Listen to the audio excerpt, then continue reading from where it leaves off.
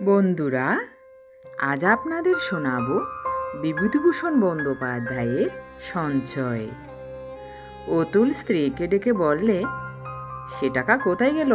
বাক্সের মধ্যে যে টাকা ছিল।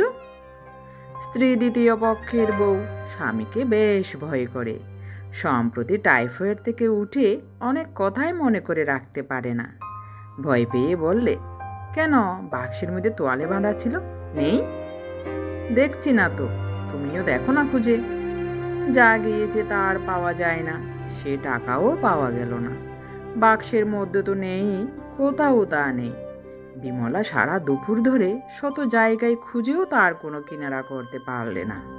সন্ধ্যার সময় ম্লান মুখে এসে স্বামীকে বললে, সে তো পেলাম না। পাবে না আমি জানি, আমার জিনিসে তোমাদের কোনো মায়া নেই। যেদিন নিরুপমা, প্রথম পক্ষের স্ত্রী, গিয়েছে সেদিনই সব গিয়েছে। তোমার বাক্সে অতগুলো টাকা রইল, কাপড় আছে, সায়া সেমিজ, পাউডারের কৌটো ঠিকই রইল, তোয়ালে বাঁধা টাকাটাই গেল চুরি।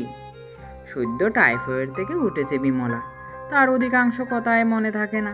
তোরঙ্গের মধ্যে তার জামা কাপড়, সাবান, এসেন্স ছিল, সবই সত্যি বটে। কিন্তু সে ভেবে দেখলো গত 3 মাসের মধ্যে সে রোগশয্যায় পড়েছিল মাস 2, মরণের ধার থেকে ফিরে এসেছে তাও সে জানে।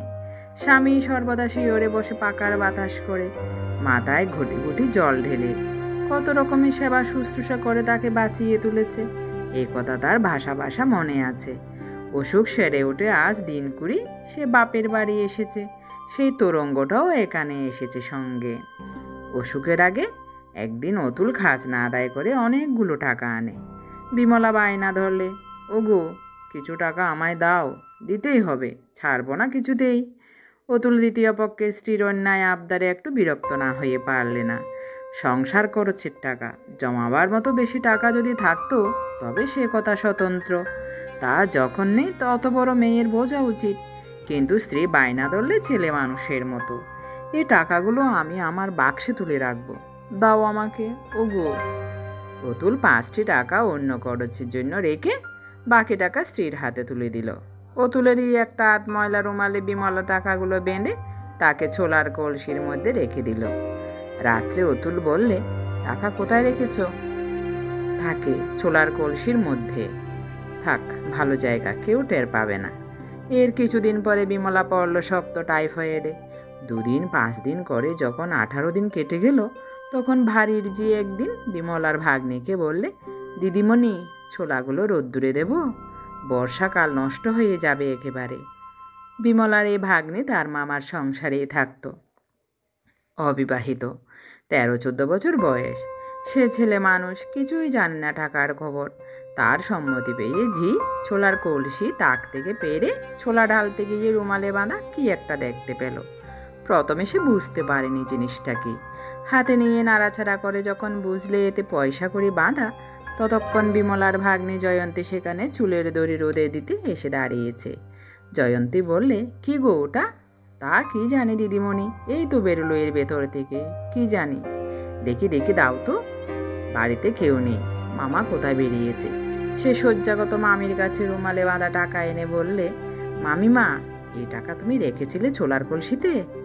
বিমলার তখন ভীষণ জ্বর, গা তেতে তপ্ত খোলার মতো। সে তাড়াতাড়ি জ্বর অবস্থায় উঠে হাত বাড়িয়ে বললে, দে আমার টাকা। অতুল সেই সময়ে ঘরে ঢুকে সব শুনে বলল, তুমি শো, টাকার জন্যে কি, শুয়ে পড়ো। আমার এই টাকাগুলো রেখে দেবে? হ্যাঁ, আমি রেখে দিচ্ছি, দাঁড়াও ক টাকা গুনে রেখে দিই। 1, 2, 3, এই 18 টাকা 7 আনা। কোথায় রেখে দেবে? আমি ঠিক জায়গাতে রেখে দেব। তুমি নিজের বুদ্ধিতে টাকা রাখতে গিয়ে হারিয়েছিলে তো টাকাটা। বিন্দি না দেখলে ঝিম আগে চক্ষুদান করেছিল আর কি। আমার কাঠের বাক্সটাতে রেখে দেব, কেমন? রেখে দাও, তুমি যেন খরচ করে ফেলো না তা বলে। ও আমার টাকা, 18 টাকা 7 আনা, মনে করে রেখে দিলাম। তারপর বিমলার অসুখ ভীষণ বেড়ে গেল।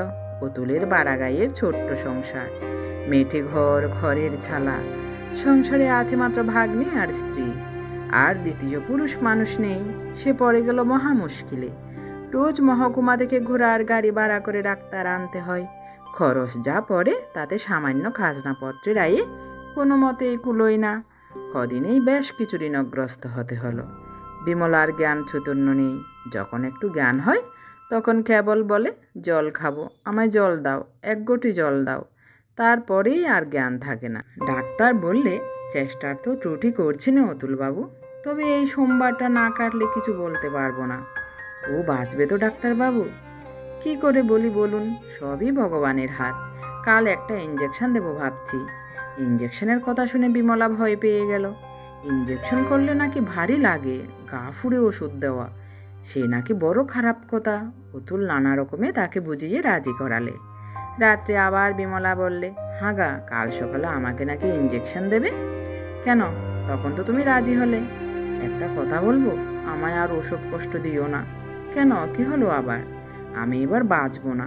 তোমার অদৃষ্টে বউ নিয়ে সংসার করা নেই দেখছি। ওসব কথা বলতে নেই এখন। ছি, চুপ করে শুয়ে থাকো। তোমার কোনো বুদ্ধি নেই, যা বলছি তাই শোনো। শুনেছি, তুমি বেশি কথা বলো না, ডাক্তারে বারণ করে দিয়েছে। হাগা, তুমি আমায় বাঁচিয়ে তুলতে পারবে? সে আবার কি কথা? নিশ্চয়ই। তোমার কি হয়েছে? এর চেয়েও শক্ত অসুখ হয় লোকের, তারা বেঁচেও ওঠে।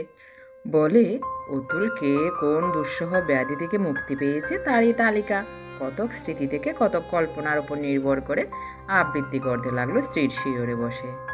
রায়দের বাড়ির বড় বউ 5 মাস অসুখে ভুগে কঙ্কালসার হয়ে গিয়েছিল। ননী চক্রবর্তী এই ধরনের টাইফয়েডে ভুগে বিছানার সঙ্গে মিশে গিয়েছিল। তারা সেরে সামলে উঠে দিব্যি সংসার ধর্ম করছে। বিমলা বললে, সে কতদিন আগে? ওহ, তখন নিরু বেঁচে আছে, তুমি তখন হয়তো জন্মাওনি। আমাকে তুমি বাঁচাও। তোমার কাছ ছেড়ে আমার কোথাও যেতে ইচ্ছে করে না, স্বর্গেও না। তোমার তো সেরে গিয়েছে, ভাবনা কিসের? চুপটি করে শুয়ে থাকো তো। সত্যি আমায় তুমি বাঁচাতে পারবে? অতুল দেখলো বিমলার রোগজীর্ণ কপল বেয়ে চোখের জল গড়িয়ে পড়েছে। মুখের ভাব এত বদলে গিয়েছে যে ওকে সেই বিমলা বলে চেনাই যায় না। ওর মাথার চুলের মধ্যে আঙুল চালিয়ে দিয়ে আদর করতে করতে অতুল বললে, অমন কথা বলে না, নিশ্চয়ই বেঁচে উঠবে। সে আবার একটা কথা। বিমলা নিশ্চিন্ত হয়ে ছেলে মানুষের মতো ঘুমিয়ে পড়ল। সোমবারের বিপদ ঈশ্বরের ইচ্ছে কেটে গেল এবং বিমলা ক্রমে ক্রমে ব্যাধি মুক্ত হয়ে পত্য পেলে। 2 মাস অতি কঠিন রোগ ভোগের পরে অসুখ সেরে ওঠেন বিমলার মস্তিষ্ক কেমন দুর্বল হয়ে গেল, কোনো কথাই সে মনে রাখতে পারে না। 8-10 দিন এভাবেই কাটলো। সকালবেলা আহারাদির পরে হয়তো একটু চুপ করে শুয়ে থাকে, তারপর দুপুরের দিকে উঠে বিছানায় বসে জয়ন্তীকে ডাকাডাকি করে, ও বিন্দি, শুনে যা, ও বিন্দি। কি মামিমা, কত বেলা হয়ে গেল, আমায় ভাত দিবি নে? সে কি মামিমা, তুমি রোগা মানুষ, 9টার সময় যে তোমাকে ভাত দিয়ে খাইয়ে গেলাম পাশে বসে। না, আমি খাইনি, দে ভাত দে। তুমি ভুলে গেলে মামিমা, ভাত দিয়ে গেলাম যে, তুমি যে খেয়ে শুয়েছিলে। হ্যাঁ, তোদের সব মিথ্যে কথা। আমায় খেতে দিবি না তাই বল, দে 2টো ভাত। বিমলা ছেলে মানুষের মতো কাঁদতে শুরু করে। জয়ন্তী স্নেহের সুরে বললে, কাঁদতে নেই মামিমা, ছি, তোমার মনে থাকে না কিচ্ছু, ভাত তোমাকে খাইয়ে গিয়েছি। আচ্ছা, মামা বাবু এলে জিজ্ঞেস করো। হ্যাঁ, যেমন তুই তেমনি তোর মামা বাবু, আমি এদিকে খিদের জ্বালায় মরছি। জয়ন্তী নানা রকমে ভুলিয়ে তার দুর্বল মস্তিষ্ক মামিমাকে শান্ত করে ঘুম পাড়ালে। শ্রাবণের শেষ, ভীষণ বর্ষা পড়ে গেল। দিন নেই রাত নেই, সব সময় বৃষ্টি। খানা ডোবা জলে থই থই করছে। পটলের ক্ষেত সব জলে ডুবে গিয়েছে বলে হাট বাজারে পটল বেজায় আকড়া। একদিন বিমলা স্বামীকে ডেকে চুপি চুপি অপরাধিনীর মতো বললে, ওগো, একটা কথা বলবো। কি? আমি একটা ভুল করে বড় লোকসান করে ফেলেছি। বলো, আমায় বকবে না? আগে শুনি না। বকবে না, আগে বলো। আচ্ছা, বকছি নে। দেখো, তুমি সেই একবার আমায় টাকা দিয়েছিলে, মনে আছে? আমার অসুখের আগে। সেই আমি তাকের উপর ছোলার কলসিটার মধ্যে রেখেছিলাম। আজ আস্তে আস্তে ভাড়ার ঘরে গিয়ে ছোলার কলসিটা পেরে দেখলাম সে টাকা নেই। সে তো কেউ জানতো না। আমার অসুখের সময় কে বের করে নিয়েছে। আমার মনে হয় ঝি মাগিটা। এখন কি ও কবুল যাবে? কত টাকা ছিল তোমার মনে আছে? অতুলের মনে কি কুবুদ্ধি চাপলো। অনেক টাকা খরচ হয়ে গিয়েছে স্ত্রীর অসুখে। বেশি তো নয়, 18 টাকা 7 আনা মাত্র। বিমলার মনে নেই যে ভীষণ অসুখের সময় টাকাটা সে তারই হাতে দিয়েছিল। বললে, তা থাকবে, গিয়েছে তো গিয়েছে, সামান্য টাকা। জিকে একবার বলো না, ও ঝগড়া বাঁধাবে তাহলে। কেউ তো ওকে দেখেনি টাকা নিতে, কি আর হবে। কত টাকা তোমার মনে আছে? একটা ময়লা রুমালে বাঁধা ছিল মনে হচ্ছে যেন। আহা, কতগুলো টাকা আমার অদৃষ্টেই গেল। তুমি কিছু মনে করো না লক্ষ্মীটি, রাগ করবে না আমার উপর, তোমার ক্ষতি লোকসান করতেই আমি আছি। বিমলা নিঃশব্দে কাঁদতে লাগলো। একবার অতুলের মনে হলো সব কথা স্ত্রীকে মনে করিয়ে দেয়। বলে, ভেবো না লক্ষ্মীটি, ঠাট্টা করছিলাম, টাকা যে সেই তুমি আমার হাতে। কিন্তু তখনই ভাবলে, হবে হবে, এরপরে দেব, এই ধাক্কাটা সামলে নেই তো, সামান্য টাকা দিলেই হবে এরপরে। ভাদ্র মাস পড়বার আগেই ঘুঘু ডাকা সুদীর্ঘ শ্রাবণের এক দ্বীপ্রহরে নৌকাযোগে সে তার স্ত্রীকে বাপের বাড়ি রেখে এলো। এত বড় অসুখ থেকে উঠল, বাপ মায়ের কাছে একবার যাওয়া উচিত। বিমলা আর ফেরেনি। শীতের প্রথমে সামান্য জ্বর থেকে দাঁড়ালো নিউমোনিয়া। দুর্বল শরীর সামলাতে পারলে না সে ধাক্কা। অতুলের সঙ্গে দেখাও হয়নি শেষ সময়টা। স্বামী বা 2-5টা সঞ্চিত টাকা যা পাউডারের কৌটোটিতে ছিল নিচের তেরেঙ্গাটাতে, সব ফেলে রেখে চলে গেল। এরপর 7 বৎসর অতীত হয়ে গিয়েছে। অতুলের বয়সও ভাটিয়েছে, মাথার চুলে পাক ধরেছে। দেখলে মনে হবে যৌবন বিদায় নিয়েছে কিছুকাল আগে। এখন রাস্তায় কন্ট্রাক্টরে করে হাতে 2 পয়সা করেছ। আগের চেয়ে অবস্থা ঢের ভালো। গ্রামের মধ্যে একজন সঙ্গতিপন্ন লোক সে বর্তমানে। এবার স্থানীয় ইউনিয়ন প্রেসিডেন্টও নির্বাচিত হয়েছে। শীতকালের দিন সে বসে চৌকিদারের মাসিক বেতনের বিল পরীক্ষা করছে। এমন সময়ে পাশের ঘর থেকে সরোজিনীর তৃতীয় পক্ষের স্ত্রী, 2টি ছেলেও একটি মেয়েও হয়েছে।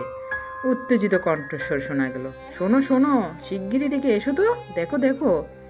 কি না জানি বিপদ ঘটেছে ভেবে অতুল ছুটে গিয়ে দেখলো স্ত্রীঘর পরিষ্কার করতে করতে পৈতৃক আমলের যে বাক্সটাতে সাবেক আমলের জমি জমার খাতা, পুরনো চেক দাখিলা, কাগজপত্র ইত্যাদি আছে, তার মধ্যে থেকে কীটদষ্ট বিবর্ণ একটা নেকড়ার পুটলি বার করে হাতে তুলে ধরেছে। বলছে, এই দেখো, আজ ভাবলাম পুরনো বাক্সটা জেরে জুড়ে সাফ করি। কাগজপত্রের ভেতরে এই দেখো কি ছিল। কি বলো তো এটা? বোধ হয় টাকা করি। খুলে দেখি, দাঁড়াও। পরে ক্ষিপ্র হস্তে পুটুলির গেরো খুলে বললে, দেখো দেখো, টাকা আর খুচরো, দাঁড়াও গুনি।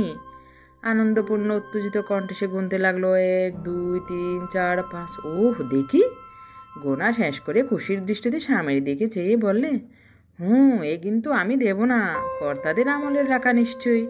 এতদিন তোমরা তো কেউ পাওনি, একখানা রুমালে বাঁধা, দেখো না। অতুল চিত্রার্পিতের মতো দাঁড়িয়েছিল এতক্ষণ। অনেক দিন আগেকার একখানা জ্বর দীপ্ত আরক্ত মুখ, ছেলে মানুষের মতো লোভার্ত দৃষ্টি, এক বর্ষার মেঘমেদুর দিন, শ্রাবণ মাস। সে শুধু কলের পুতুলের মতো বললে, কত আছে বললে? সরোজিনী হেসে ঘাড় দুলিয়ে দুলিয়ে বললে, 18 টাকা 7 আনা। আমি আর দিচ্ছি নে, আমি পেলাম, আমি নেব।